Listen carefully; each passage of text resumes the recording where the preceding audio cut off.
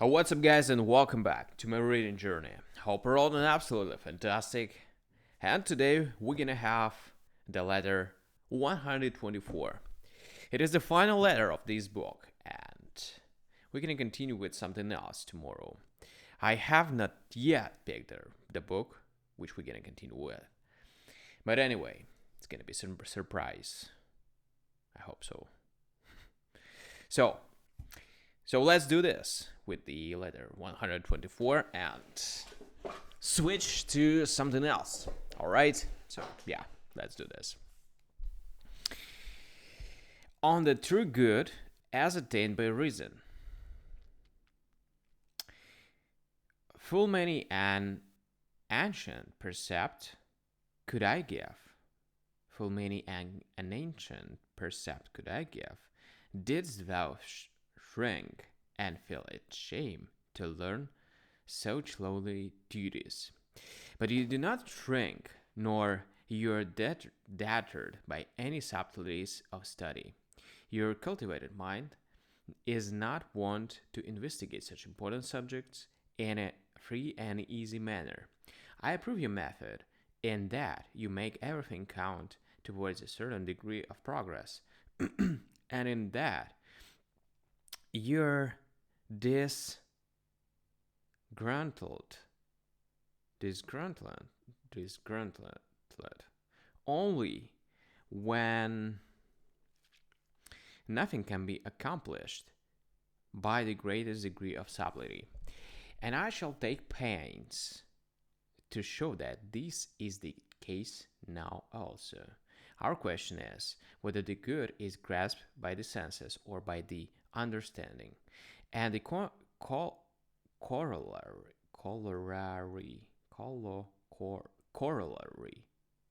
thereto is that it does not exist in dumb animals or little children. Those who rate pleasure as the supreme ideal hold that the good is a matter of the senses, but we Stoics maintain that it is a matter of the understanding, and we assign it to the mind. If the senses were to pass judgment to what is good, we should never reject any pleasure, for there is no pleasure that does not attract, no pleasure that does not please. Conversely, we should undergo no pain voluntarily, for there is no pain that does not clash with the senses. Besides, those who are too fond of pleasure, and those who fear pain to the greatest degree, would in that case not deserve reproof.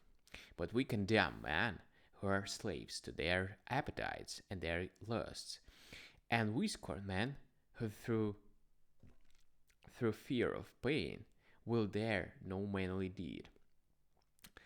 But that wrong could such men be committed if they looked merely to the senses as arbiters,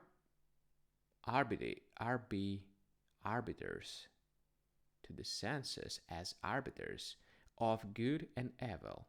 For it is the senses that and yours have entrusted the test of things to be sought and things to be avoided.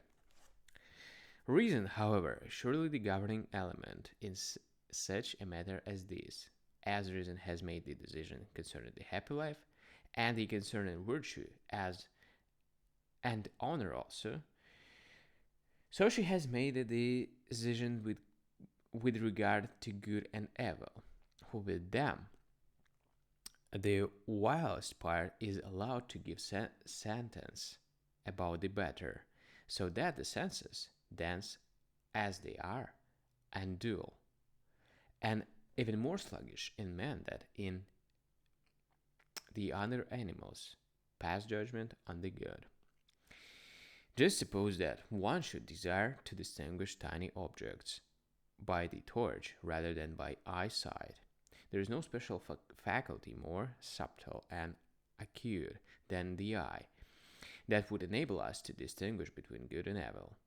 You see, therefore, in what ignorance of truth a man spends his days, and how abjectly he has overthrown lofty and divine ideals, if he thinks that the sense of thought touch can pass judgment upon the nature of the supreme good and the supreme evil, he says, just as every science and every art should possesses an element that is palpable, and capable of being grasped by the senses, their source of origin and growth. Even so, the happy life derives its foundation and its beginnings from things that are palpable, palpable, and from that which falls within the scope of the senses. Surely you admit that the happy life takes its beginnings from things palpable to the senses, but we define as happy those things that are in accord with nature, and that which is in accord with nature is obvious, can be seen at once, just as easily as that which is complete. That which is according to nature, that which is given us as a gift immediately at our birth, is, I maintain, not a good but the beginning of a good. You, however, assign the supreme good pleasure to mere babies, so that the child at its birth begins at the point whither the perfected man arrives. You are placing the tree top where the root ought to be. If anyone should say that the child hidden in its mother's womb of unknown sex, too delicate, unformed, and shapeless, is one should say that this child is already in a state of godness, he would clearly seem to be astray in his ideas. And yet, how little difference is there between one who just lately received the gift of life and one who is still a hidden burden in the bowels of the mother. They are equally developed as far as their understanding of good or evil is concerned, and a child is as yet no more capable of comprehending the good than is a tree or any dumb beast. But why is the good non existent in a tree or in a dumb beast? Because there is no reason there either. For the same case, then, the good is non existent in the child, for the child also has no reason. The child will reach the good only when he reaches reason. There are animals without reason. There are animals not yet endowed with reason. And there are animals who possess reason but only incompletely. In none of these does the good exist, for it is reason that brings the good in its company.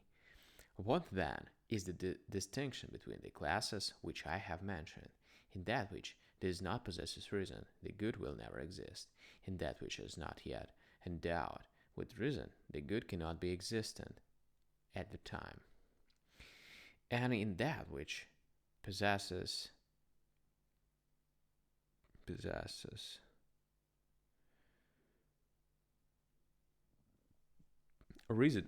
reason but only incompletely, the good is capable of existing, but does not yet exist.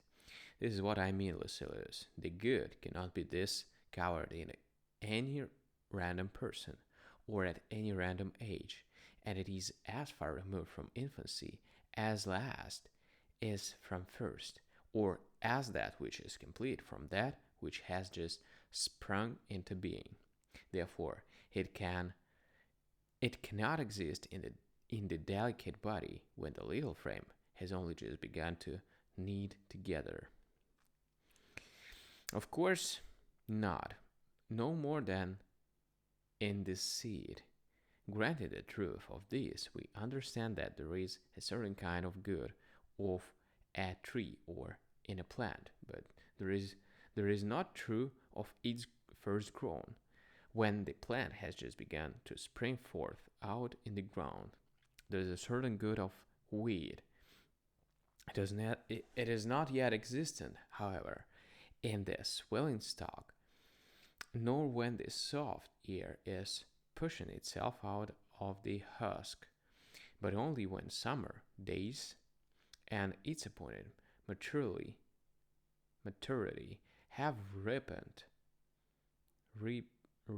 repent the weed.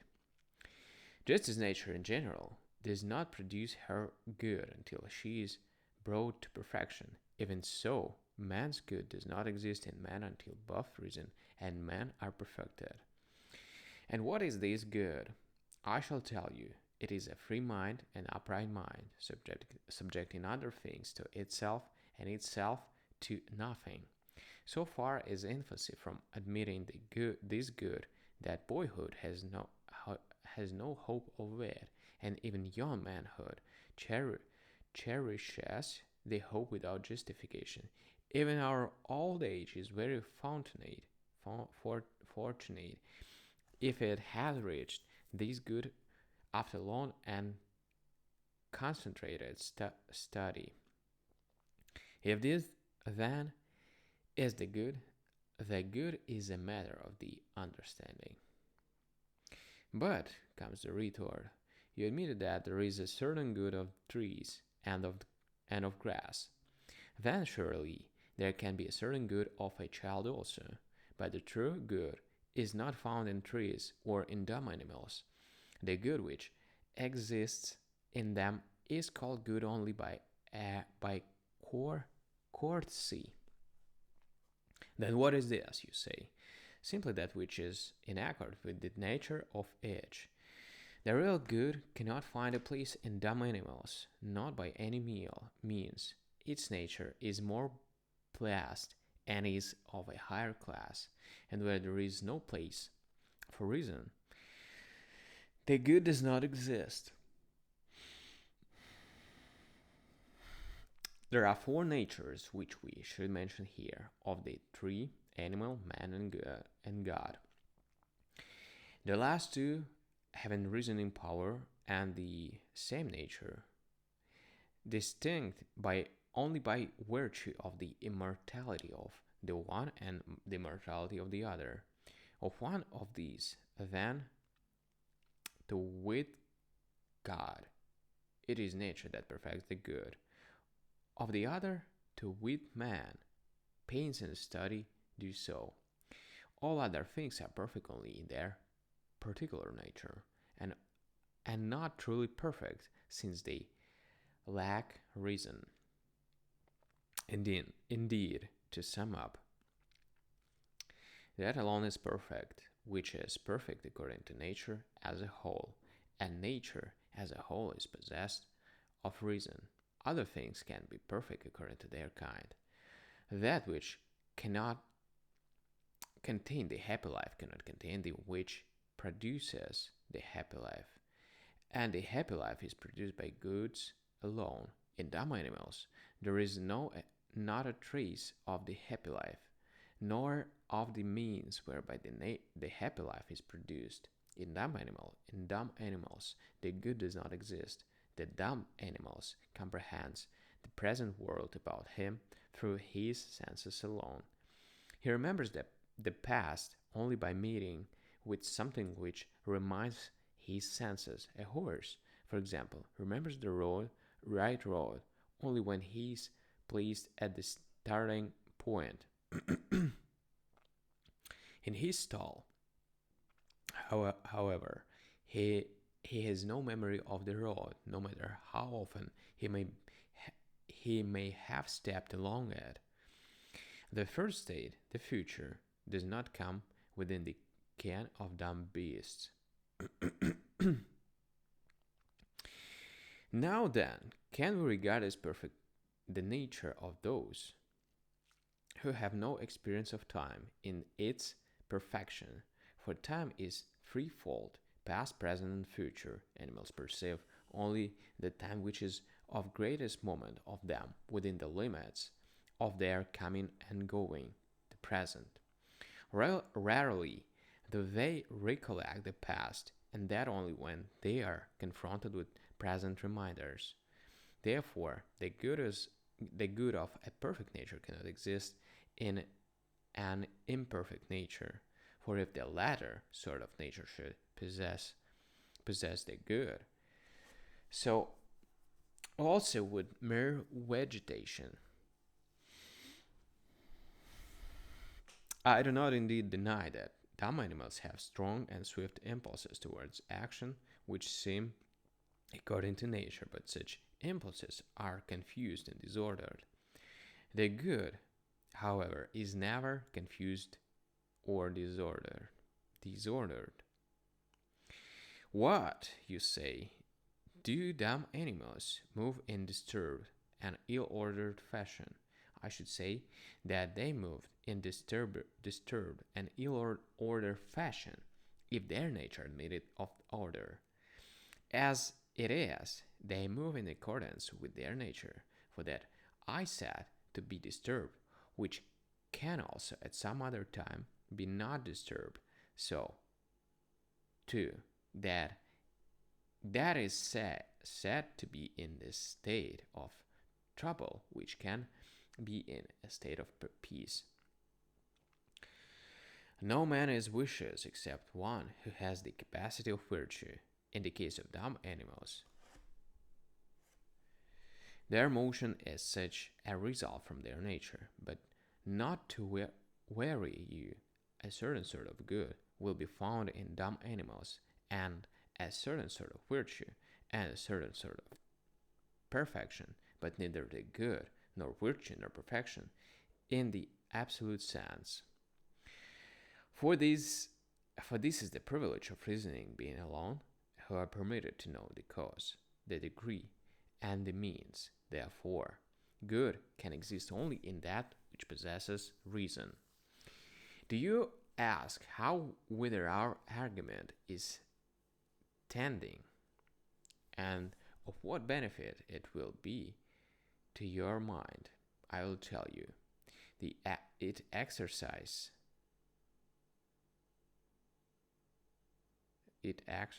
and sharpens the mind, and ensures, by occupying it honorably, that it will accomplish some sort of good, and even that is beneficial, which holds men back when they are hurrying into wickedness. However, I will say this also: I can be of no greater benefit to you than by revealing the good that is rightly yours, by taking you out of the class of dumb animals, and by placing you on a level with God. Why, pray, do you foster and practice your bodily strength? Nature has granted strength in greater degree to cattle and wild beasts. Why cultivate your beauty? After all your efforts, dumb animals surpass you in comeliness. Why dress your hair with such unending attention, though you let it down in Parthian fashion, or tie it up in German style, or as the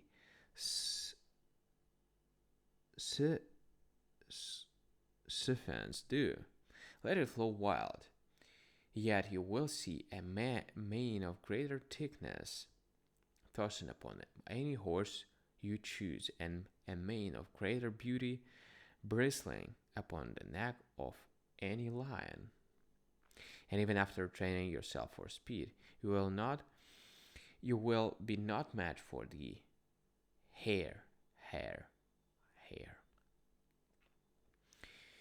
I am not willing to abandon all these details, wherein you must acknowledge defeat, striving as you are for something that is not your own, and come back to the good that is really yours. And what is this good? It is a clear and flawless mind which reveals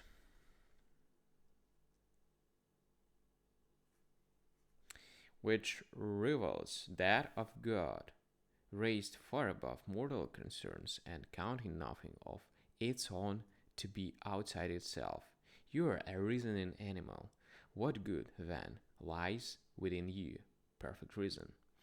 Are you willing to develop these to its farther, far, farthest, far, farthest limits, to its greatest degree of increase? Only consider yourself happy when all your joys are born of reason, and when, having marked all the objects which men clutch at, or pray for, or watch over, you find nothing which you will desire. Mind, I do not say prefer. Here is a short rule by which to measure yourself, and by the test of which you may feel that you have reached perfection. It's important. You will come to your own when you shall understand that those whom the world calls fortunate are really the most unfortunate of all. Farewell. Alright, guys, so yeah, that was the great book. I hope you agree with me. But anyway, we're gonna switch to something else and continue tomorrow. So, thank you for joining me today on this video, and see you tomorrow on the next one with the next book. See you. Bye.